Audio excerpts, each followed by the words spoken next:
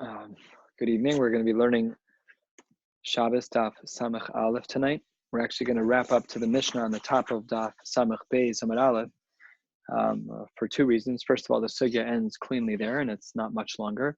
And second of all, because we're doing a blot and a half tomorrow night, and if you take a peek at the blot and a half we have to do, which is Daf Samach Beis and Samach Gimel Amud Aleph, somebody is not going to be working tomorrow. So Hashem will do as much as we can tonight to get to the Mishnah, and then tomorrow night do a blot and a half, and then to Shabbos again, blot and a half. So let's get started. We're literally the last five words on the bottom of Daf Samach Amud Beis, and this was V'lo b'yachid bisman she'ein b'raglo maka. The Mishnah here highlighted a very unique din. That one is not allowed to go into Rishus Harabim with one shoe. As briefly mentioned, Rashi yesterday highlighted a couple of concerns, Marasayan, that maybe someone thinks he might be carrying the other shoe, some other concerns as well. So we're gonna plow through the Gemara here right now at the top of Samach Aleph Amud Aleph. Let's get started. The Gemara infers right away from the Mishnah. You said that you're not allowed to go out with one shoe when there's no injury. Hayesh baraglo maka. If you do in fact have an injury on your foot, then nafik. Then one is allowed to go out. Says the Gemara, what shoe are you wearing? What foot are you wearing the shoe on? Is it the injured foot or is it the healthy foot? Which foot are you wearing the shoe on? Amar Rav Huna ba'oso sheyesh b'maka. Rav Huna was of the opinion that when you go out in one shoe and you have an injured foot, you're wearing a brace, like the boots that we see that people wear when they have surgeries. That's what you should be wearing. Alma, what do we see from Rav Huna? Kasavar sandal l'shum tsar avid, that this shoe that he's wearing, people are going to look at him and say, I understand that he is in pain. So he's wearing a special type of shoe or a shoe that's unique. And along with his limp, writes Rashi, people will kind of know what's going on. Bar Rav Amar, he says, no, one could wear the other shoe, the healthy foot. That's going to be the one. You wear alma kasavar l'shum tanuga, but you wear it so that the other foot is comfortable. Vizushi b'maka makasa muchachas aleha. If your left foot is injured and you're wearing the shoe on your right foot and you're limping, so people will know, they can see. Sometimes we see this the other way, where someone has a cast on their foot. They're not wearing anything on that. They're wearing a comfortable shoe on the other foot to make sure that they're as comfortable as possible. Seemingly, the Gemara tries to show us that Rav Yochanan was of the opinion of Rav Huna, which was the first opinion we saw, line 2, that the shoe is worn on the foot that's injured. In order to understand this shita of Rav Yochanan, what we need to know about Rav Yochanan is that he had a different opinion about which shoe we put on first. Tonight we're going to learn those halachos from the Mari Makomos here, but Rav Yochanan was of the opinion that we put on our left shoe first. With that piece of information in mind, now we can understand this line of Gemara. The Amar le Rav Yochanan the Rav Shemin bar Abba habli misnoi. Please, Rav Yochanan said to Rav Shemin bar Abba, give me my shoes. So what did Rav Shemin do? Yahav le de yamin. He gave him his right shoe. Amar le Rav Yochanan said back to him, Asiso maka. It's as if you made it as though I'm injured. So what does that imply? If you gave me my right shoe, and Rav Yochanan says it's as though I'm injured, that's Rav Huna's opinion, that you wear it on the foot that's injured. But the only reason that Rav Yochanan would have reacted differently at all is because he didn't get his left shoe first. If he holds and you put on your left shoe first, without that piece of information, there's no reason for us to understand why Rav Yochanan would have responded at all. He got his right shoe first, put on the right shoe first, but Rav Yochanan didn't hold that way. So when Rav Shemin gave Rav Yochanan his right shoe, and Rav Yochanan holds that the left shoe goes on first, so Rav Yochanan says, you've given me the right shoe, it's as if my right foot must be injured. I'm only going to go out in one shoe. You give me the wrong shoe first. It must be that he holds like Rav Huna. Says the Gemara, that's not an accurate inference. Vidilma, it's possible as well. You could have argued just the same way. You gave me the right shoe, which according to Rabbi Yochanan is the wrong shoe, and therefore you made my left shoe like the one that's injured. So the Gemara says we don't know from this Maisa how Rabbi Yochanan holds in regards to whether or not when one walks out in one shoe, if he holds like Rav Huna or if he holds like Chia bar Rav, we don't know which one he holds like. But the shita that Rav Yochanan holds in regards to wearing putting on the left shoe first, that is Rav Yochanan's shita for sure, and we're going to continue learning right there, about 10 lines down on Samach Aleph Amud Aleph. Rav Yochanan the time made Rav Yochanan ketfilin kach min olin. In regards to tefillin, we make an equivalence from the world of tefillin to the world of shoes. What is the equivalence that he makes? Ma tefillin b'smol ap min olin b'smol. He holds it just like by tefillin, those who are righties put on their tefillin on their left arm, as is the din. Af min Allah b'smol. So too, they should put on their left shoe first. Says the Gemara, Meisive, and of course we anticipated this argument because we all know that we put on our right shoe first. Meisive, Kshehu Noel, Noel shall Yamin, V'achar kach shall Noel shall Smol. But we have a source in the Tanaim that says the opposite of Rav Yochanan. Rav Yochanan taught us a din that you put on your left shoe first. But this source in the Tanaim says very clearly, when you're putting on a shoe, put on your right shoe first and then your left. Amar Rav Yosef answers, Hashta de Tanya Hachi. Now that we have a brisa that says the right shoe goes first, Amar Rav Yochanan Hachi, and Rav Yochanan argues on a brisa and says you put on your left shoe first, fine. To avad, hachi avad, one who goes this way can go this way. Uda avad, hachi avad, you can hold like whoever your Rebbe is, no problem at all. The Gemara is, as we'll see momentarily, is particularly bothered by this. Rav Yochanan is a second generation Amora, and he is not allowed to argue with a brisa, with a Mishnah, with a Tosefta, with anything that's from the times of the Tanaim. As I've mentioned a number of times, there were four authorships that took place in the times of the Tanaim, referred to as the Torah Tanaim.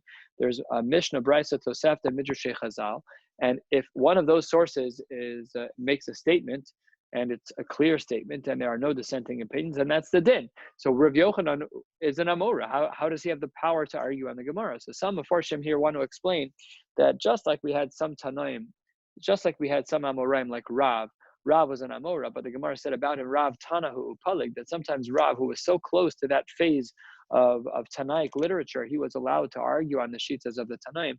Rav Yochanan as well was very close, not quite as close, but he was younger than Rav, but nevertheless it is a possibility.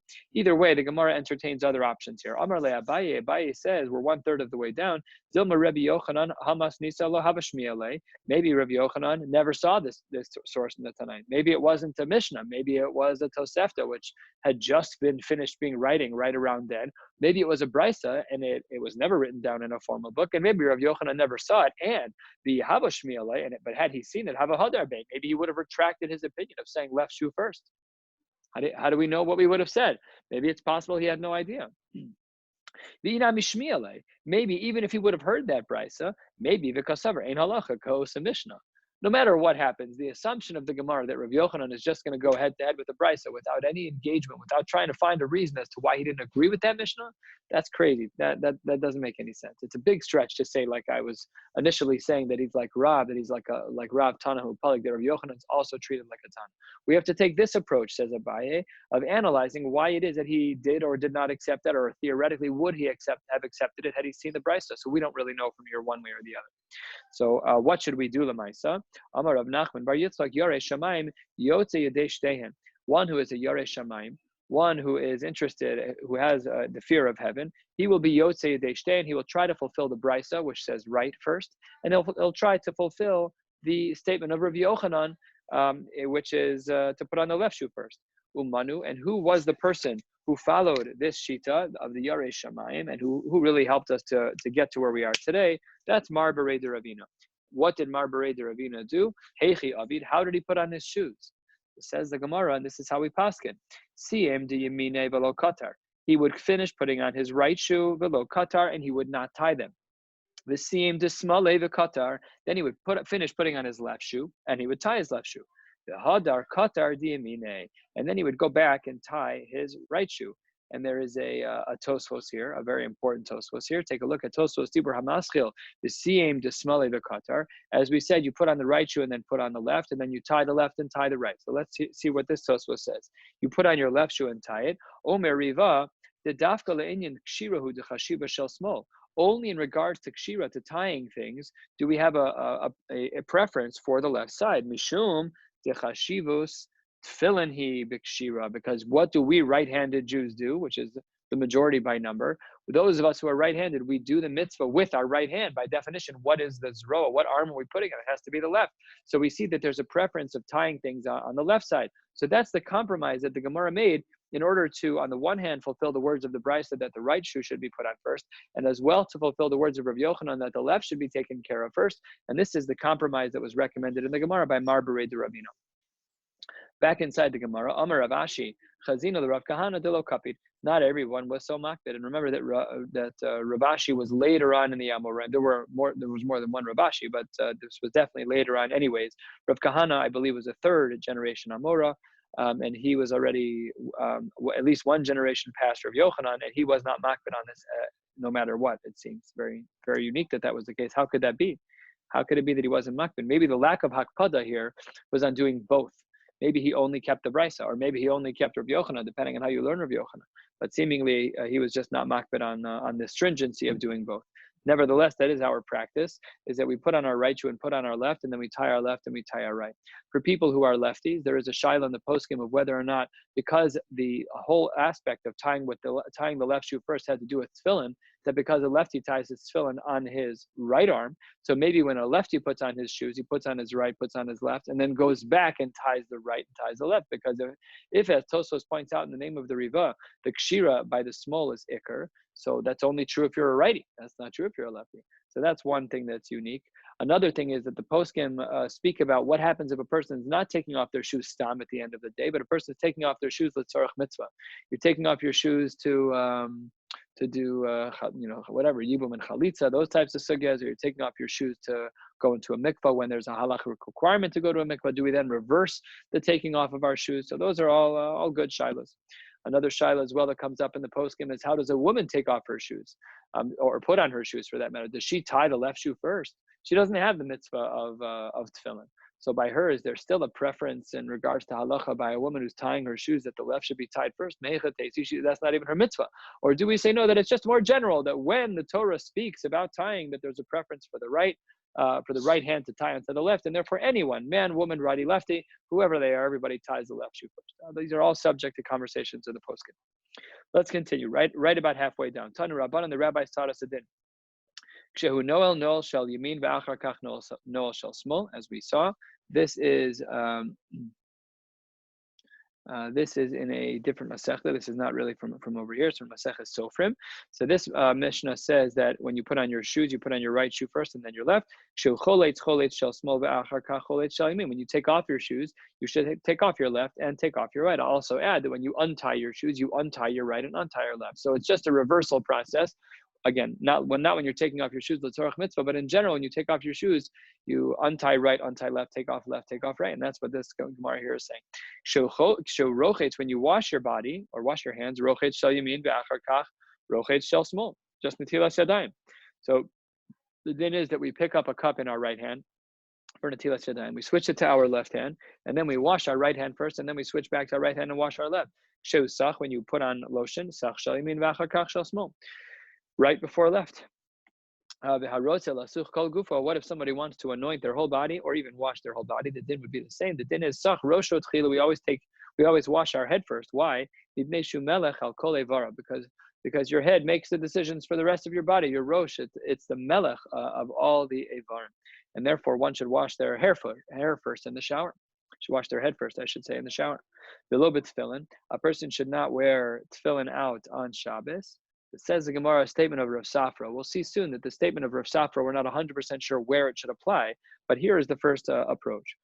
And the Gemara says this follows. Some Rav Safra, lo tema, I'm not even telling you, aliba demand damer Shabbos lav zman tefillin. Even the one, especially the one who says that Shabbos is not zman tefillin, by him, there is no mitzvah of tefillin on Shabbos. This has been a discussion in the Tanaim, whether or not there is a mitzvah to wear tefillin on Shabbos. Now, we know nowadays that we don't do that, and we know on Yontif that we don't. We know on Chol HaMoed there's a huge machlokes in the Shulchan Aruch, and certainly in the poskim prior to the Shulchan Aruch, about whether or not there's a mitzvah of wearing tefillin on Chol HaMoed. Big discussion. Rabbi Ephraim Friedman, Rabbi Robinson, Rabbi Schechter, everybody in our base medrash has been wearing tefillin during Chol HaMoed without a bracha. Rabbi Friedman and I spoke with him at length about this, and he said that it is definitely preferred, considering the fact that you are potentially discussing a bittul aseh. To not put on tefillin for any particular day is a bittul aseh, and if one has the opportunity to avoid that iser, to avoid that bittul aseh, they should. It's a big machlokas haposkim, so we should try to stay safe. We don't always do this. Not everyone wears Rabbeinu Tam tefillin. Some people do. We don't always try to solve every machlokas in the Tanaim and in the Rishonim about how to fulfill a mitzvah by doing both. That's for sure. But here, it's not abnormal anymore. People do it all the time. That's what I do, and my boys as well. We wear tefillin, and we do so without a bracha. Very hard to remember to not say the bracha. So anyways, this din says that there's a discussion by Shabbos. So by Shabbos, says the Gemara, even of course, the person who says that Shabbos is lav's man tefillin, that there's no mitzvah of tefillin on Shabbos, of course he's going to say you're not allowed to carry out your tefillin on Shabbos. However, says the Gemara, Ela afilu the man domer Shabbos man tefillin hu lo yetze. Even if a person does hold that Shabbos is man tefillin, you're still not allowed to wear them on Shabbos. So mimanavsha. Whether or not, it's like Rosh Hashanah by the shofar. Whether or not you like it, whether or not you hold that Shabbos is man tefillin, you're not allowed to wear tefillin out on Shabbos. Why? Says the Gemara, because Dilma asila isuye b'reshus harabim, we're afraid that someone may come to carry in a reshus harabim, and that would be problematic. But there's another version, another application of this statement of Rav Safra, and that is as follows: some say that the statement of Rav Safra applied elsewhere. Our Mishnah said, that if a person does go out in public with their tefillin on, that they are not chayav chatas, it's not considered carrying. So here, maybe this is where we apply the statement of Rav Safra, though honestly, the statement of Rav Safra is reversed here. And let's take a look at what he means. 2/3 of the way down, a little bit more. Amar Rav Safra, lo tema liba demand amar Shabbos man tefillin. Obviously, according to the one who holds that Shabbos is a zman of tefillin, there is a mitzvah of tefillin. Of course, he's not going to be chayav chatas. That we understand. Ela afilu leman de amar Shabbos lav zman tefillin. Even according to the one who says that there is no mitzvah of tefillin, and you're wearing tefillin out there as mamish carrying, eino chayav chatas. My timer. Because the Havamina that I just said is not true. I just said that it's basically considered carrying. Says the Gemara, it's not, because it's derech malbush avida. It is basically considered clothing.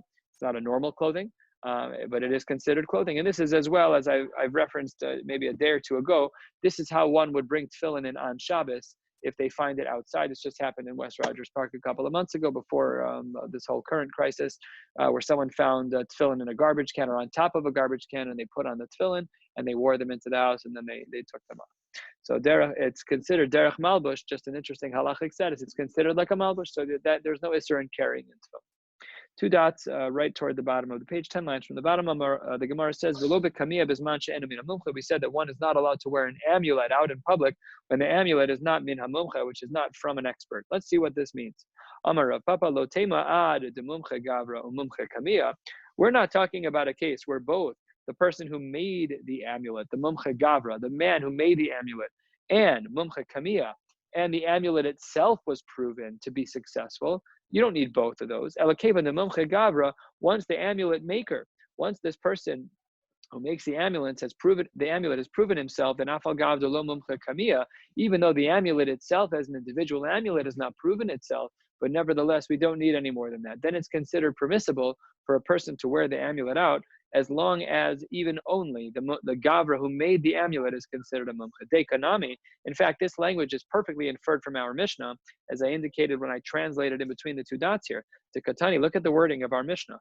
V'lo bekamiya bizman she'eno min hamumche, from a mumche, from the expert. V'lo ktani bizman she'eno mumche, when it itself referencing the amulet. So therefore, as long as the gavra is considered to be someone who is a bar hachi to make the amulets, then it is considered to be an amulet, and therefore permissible to wear out on Shabbos. Please excuse me just one moment. So the Gemara here continues toward the bottom. Tan Rabbanon Ezehu Kamiya Mumche. How do we define an amulet which is a mumche? We know that the gavra, the man who makes amulets, and he himself has proven track record, so then he's a mumche, and then anyone can wear that out. And if the kamiya is a mumche, then if the kamiya has a mumche, if we know the amulet has been successful in healing people, so there too would be permissible to wear on Shabbos. How do we define an amulet which is successful? Says the Gemara, kamiya mumche kol sheripe v'shana v'shilesh. Once it's healed 3 times, a chazaka. We're familiar with this idea. Rashi makes reference to this as well from the world of Shor Hamuad. From the Maseches and the Bavas, which discusses how many times does it take for a Shor Shenagach, for an animal to become considered muad, for an animal to become dangerous. Is it two gorings and then the 3rd is the problem, or 3 gorings and then the 4th is the problem? I believe that Machlokas is between Abaye and Rabbi. So here we see that the Chazaka has been established after 3 times. So if someone has an amulet and it saves them 3 times, so then it's considered to be a mumche, a kamiya mumche, and then it can be worn on Shabbos. So it says this Tosefta, Echad kamiya shel ksav, Echad kamiya shel ikron. This is true with an amulet that is made out of ksav, with the shemos of HaKadosh Baruch Hu, and as well, it is true of a kamea shel ikrin, of an amulet that's made out of herbs or roots of grass of some kind. Continuing still more, echad chola sheyesh bo sakana, be'echad chola she'en bo sakana. This is true no matter who it heals, whether it heals a chola sheyesh bo sakana, life and death, or a chola she'en bo sakana, it's a regular person who just has a relatively low-grade illness. Lo shenichpe ela shelo yichapeh. Not just that for people who are sick, but preventatively as well. A person wears an amulet. How do we measure how long it is that you're kept safe? You have to wear it through a pandemic. Like, let's say a person wears something through a pandemic and they don't get sick. All of a sudden, that's considered a kriya mumche, an amulet that, hard to know. But the Gemara does say that we're allowed to wear them preventatively. And if a person doesn't get sick wearing them, then it gains the status of an amulet that has mumches, an amulet that's trustworthy in regards to its capacity to heal or prevent getting sick. The kosher umatir, one is allowed to tie and untie this amulet afilu birshus harabim, even if they're in public. Ubilvad shelo yiksherenu b'shir, turning to the top, b'shiru b'tabas. You're allowed to wear this amulet, but you're not allowed to wear it tied to other pieces of jewelry, the yotze bo birshus harabim, and do that in public, mishum marasayin, because if you're wearing the amulet from an earring, from a nose ring, from a necklace, from a separate necklace, not its own tie, then it looks like it's kind of like a tachshit all into itself, and you're wearing it for a reason that's unrelated, and therefore that may trigger marasayin. Take a look at the top Rashi, maras ha'ayin, the lo michzi kimanda boile l'refu elo l'tachshit, v'lav tachshithu. So here Rashi is highlighting that if you were to wear something tied to jewelry, it wouldn't look like jewelry. It would look like jewelry at that point. It wouldn't like you're wearing it for medical purposes, and then it's really problematic. And then at least in its appearance, even if your intentions are good, that's what marasayin is all about.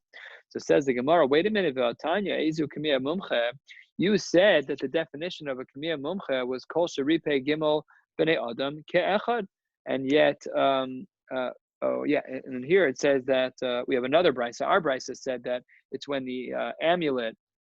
Let's go back a second. Let me just make sure that I got this clear. Yes, ezu kamiya mumche, an amulet that heals someone 3 times, and yet here it says that it's sheripe gimel b'nei adam ke'echad, where 3 people separately were healed. So which one is it? Is it one person 3 times, or 3 people 1 time getting healed by this amulet? It says the Gemara, Lokasha, halamechuye gavra, halamechuye kamiya, just different brises. Some is talking about the amulet maker. That's when you give 1 amulet to 3 people. And halamechuye kamiya. And the other one where we said that the amulet worked for the same person 3 times, that's a reference to the godless of the amulet, that now the amulet is considered to be mumche, that it has that status of expert and it does a good job of healing people. Amar Rav Papa asks a question by saying what he understands first and what he doesn't understand at the end. Pshitali, here's what I understand. Tlas kmiye, if there are 3 amulets, and I give them letlas gavre, and I give them to 3 different people, tlasa zimne, and each of them are saved 3 times, then great. Ismeche gavra ve'ismeche kmiya. I understand that the man who made the amulets is an expert, and I understand that each of those amulets has the status of mumche. Got it, both. Checking all the boxes. However, oh yes, that case is clear to him. Tlasa kamiye letlasa gavre. If I give 3 amulets to 3 different people, chad zimna, and each of them are healed once, gavra ismeche, the man who made the amulets, he is still a geshmak, he's a real doctor. But gavra ismeche, kamiya lo ismeche. But each amulet is only healed once, so that's not a riot that the amulets are themselves powerful. What about chad kamiya letlasa gavre? If I give the same amulet to 3 different people, kamiya ismeche, and it heals them, so the amulet healed 3 times, so the amulet's ismeche, it has a mumcha status. But gavra lo ismeche, but the man who made it only made 1 amulet that healed 3 people, so he's not an expert still. So then here's Rav Papa's question. Boy, Rav Papa, what happens in the following case? Tlasa kamiye lechad gavra. I give 3 different amulets, but to 1 person. What is the din? Kamiya vadai lo ismeche. It's hard to say that any one kamiya is going to be given the status of mumchus, because let's say each time he was healed, all 3 times it was because of a different amulet or because of a combination of amulets. So you can't say that if one man has been given 3 amulets, that the amulets are chashuv. Gavra ismeche. Kamiya vaday lo ismeche, gavra ismeche, but maybe the man is considered to be an expert. Oh, lo ismeche, or maybe he's really not considered to be an expert. It's hard to tell. Miamrina, do we say ha'asile o dilma mazla dehai gavrahu de kamakabel. The kamakabel ksava, or do we say that this person has a particular mazel? We don't know if the healing came from the person's mazel, if the person came from the healing of the amulets themselves. There really isn't enough data because we don't know when one person has three amulets where the healing came from. Hard to tell. Says the Gemara, we don't really know, and maybe it was just because the kamakabel kisva he got. Maybe on one of the amulets there was writings of psukim. We'll discuss that more momentarily. So maybe that's how he got healed. Says the Gemara, Teku, if you have three amulets that are given to one person, just not enough information to determine where the mumcha status lies. Excuse me. Middle of the page, Samach Aleph Amid Beis. Says the Gemara, Boya Lahu. Do we say that the amulets have kedusha in them or not? Remember, some of these amulets were made with pieces of paper in them that had Shemos of HaKadosh Baruch Hu. It wasn't written for the sake of making a chumash or a sefer Torah. It was written for the sake of refuah. So even the intention, as we will soon see, even the intent of the person writing, it makes a big difference in what the parchment's being used for. Says the Gemara, Lamai Hilcha. So why are you even bothering asking about the amulets? Who cares? So says the Gemara, answer number one, we're going to see three approaches. If what you're asking is that when there's a fire in the house and a person has an opportunity a person's only allowed to save that which has a status of Kedusha, we already know the answer to that in regards to an amulet. Tashma, habrachos, the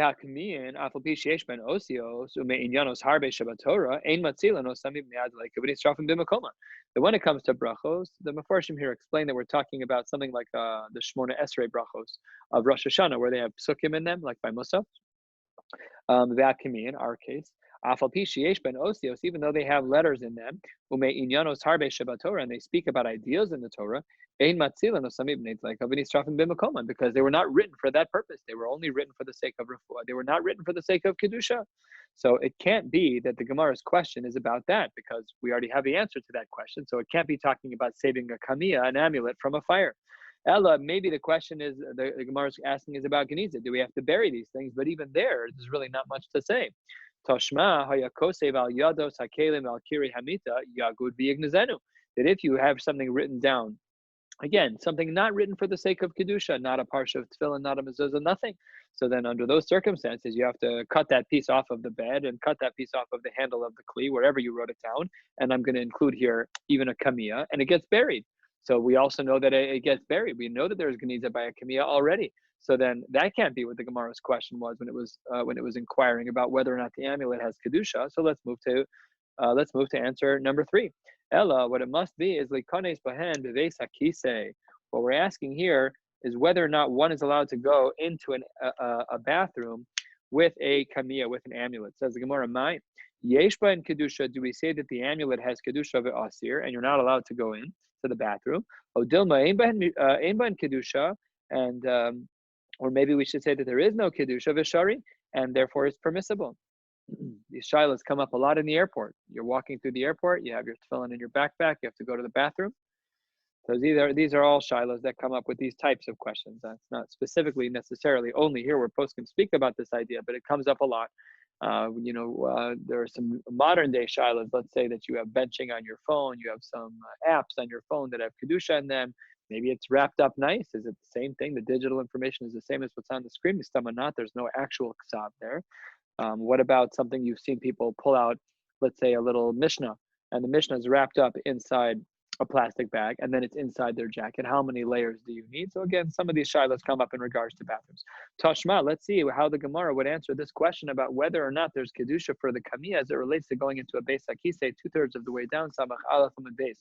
Tashma v'lo bekamiyah bisman she'enu min hamumche. We saw in our Mishnah, having nothing to do with the bathroom, we saw in our Mishnah that a person cannot go out with an amulet bisman she'enu min hamumche, when that amulet is not a tried and true amulet. But what do we see from our Mishnah? That if in fact it is tried and true, then you're allowed to go out into a Rishus Harabim with it. So says the Gemara, if what you're saying, if your assumption is that an amulet has Kedusha,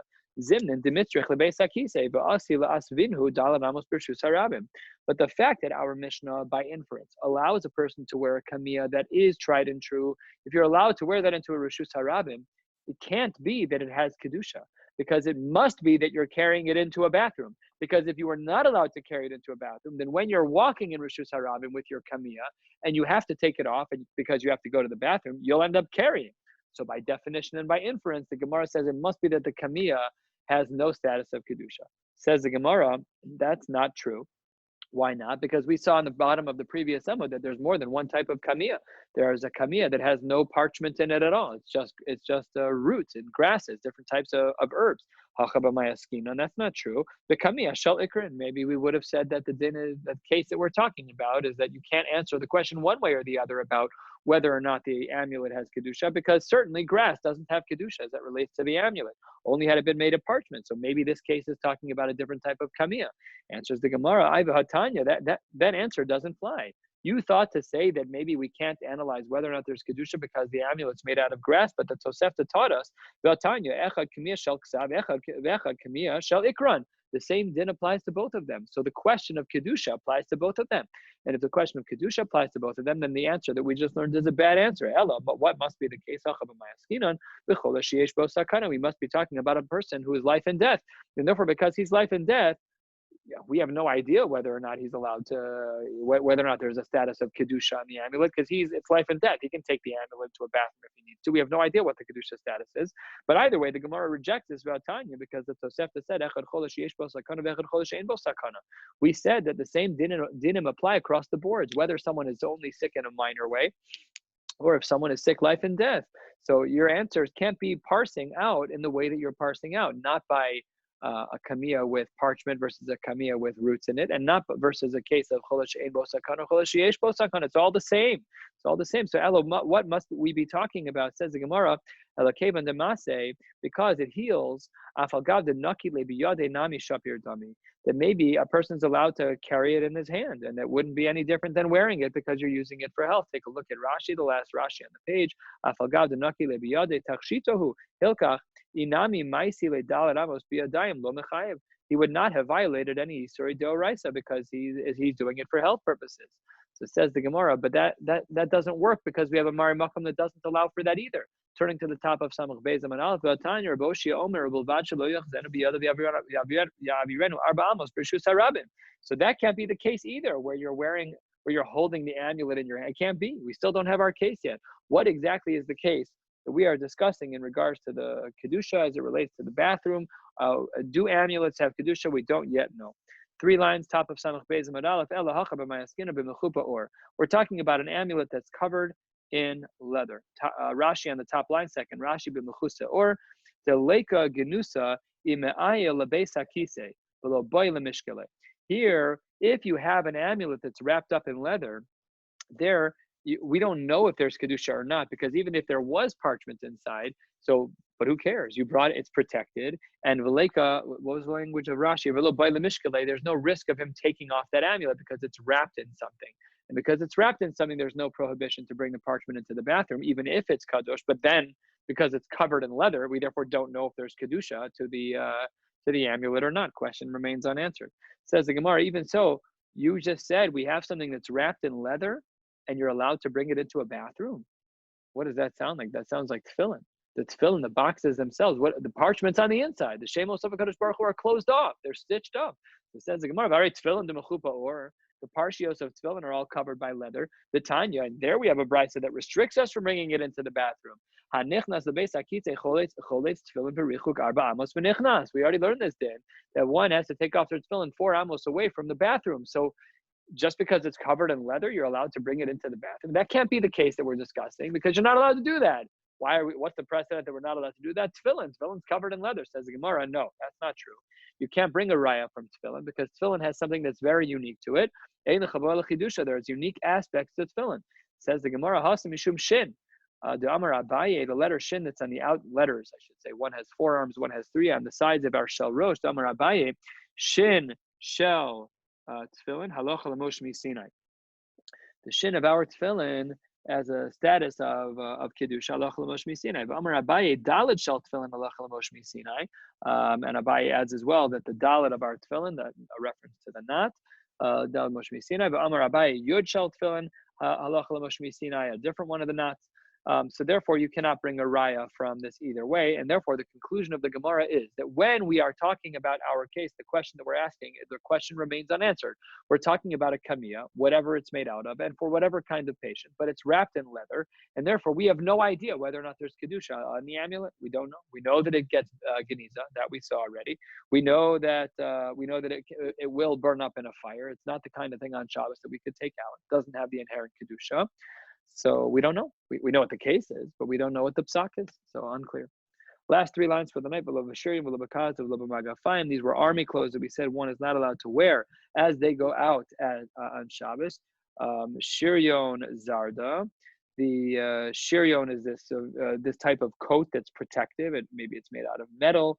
The art scroll gave a very weird language. What was it? A coat of mails or something? Some type of strange language. I don't even know what that is. But this is what it's talking about here, is that it's some type of a system to protect you. Kazda Amar Rab Sanvarta. This, a kazda is a helmet, but what we're actually referencing, says Rab, is something leather that they put under the helmet to keep their head a little bit protected. Magafayim, their boots. Amar Rab Pasmike. This was not actually talking about boots. It was talking about shin guards.